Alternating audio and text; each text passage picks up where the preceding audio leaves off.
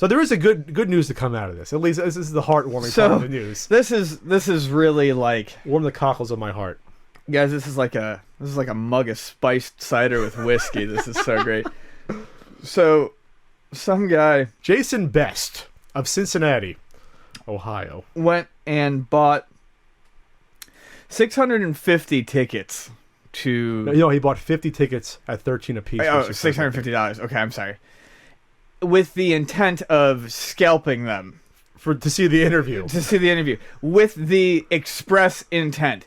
And when it realized that he wasn't going to be able to sell them, because of these alternate methods of distribution, he actually tried to return them, and they wouldn't give him a refund. Yeah. And it was because he bought them through... Which website did he buy them through? It could have been movietickets.com. I think it was movietickets.com. Movietickets.com specifically states that they do not do refunds. No. So you're not buying it through the theater. You're buying it through the website, first and foremost. Yes. Two, yes. Movie theaters will not do refunds oftentimes for special engagement showings. These are usually things like concerts that they do one night only or something like that. But this was technically a special engagement showing. Sure. They were going to do it for one night.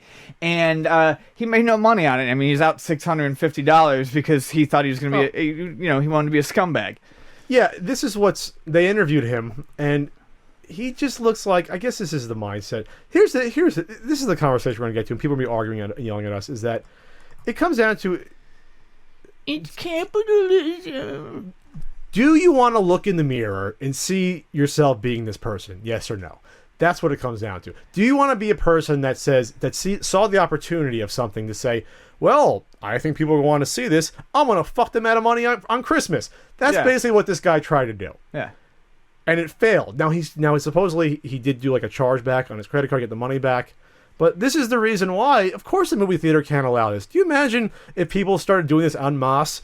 And for when Avengers comes out, some asshole buys 150 tickets in a theater and tries to charge like $40 each, and then tries to get their money back. So everyone will lose. People wouldn't be able to see it, or they get screwed, and the theaters will lose out on the money due to return tickets. No theater is going to allow scalping of movie tickets. Yeah. It's insane. Especially when that's the express intent. Yeah. I just hope everyone listening who leaves us those stupid comments in the comment section about it's capitalism when someone's trying to pull a scam. Well, you know what? It's also capitalism when someone decides to say fuck you to this guy and not buy the tickets. Yeah. I hope everyone who runs the scheme gets fucked. Get fucked. Get fucked. Yeah, movie theaters actually have the right to refund at will. They don't have to. Yeah. They really don't have to. And especially if, like I said, scalping in movie theaters is, no one's going to allow that. No. It's not legal. You can allow how you want to sell your product to someone. So it's just funny that when they interviewed him, he was like, well, I knew people were going to see it, so I figured I can make money on this. Here's my problem with whether it's this or Amiibos. You talk about one thing with retro games that people, quote unquote, putting them in people's hands. When it's a new product, a reseller or scalper is not providing any additional value at all. No service. For it raising the price artificially. You are not enabling it to get into someone's home easier. You're not making it more widely available. You're not fucking, putting a spit shine on it. You are just taking something out of the market, artificially inflating it and putting it back. That's the biggest problem with something like that. A few podcasts ago, I got into it with someone on the in the comments section, and they basically refused to see the difference between something like a new product like a GameCube adapter and something like a rare game, basically accusing places like Luna Video Games of doing the exact same thing that we're talking about, and it's not, and it's because why do we even have to fucking explain this? A mass-produced item. I wanted to get up and fucking smash my face on the shelf just now. Why do I have to explain this to someone? Why can you not see the difference? Do you have too much fucking fat in your eyes? Pieces of shit. It's a different product. It's not on the market anymore. Anyone can go into a store and buy a product, provided that you stupid fucks don't buy them all and charge 3 times the amount. It's capitalism. Eat my fucking cock. It's different. There aren't Super Nintendo games on the market anymore. There aren't NES games on the market anymore. You can't walk into a store and buy them.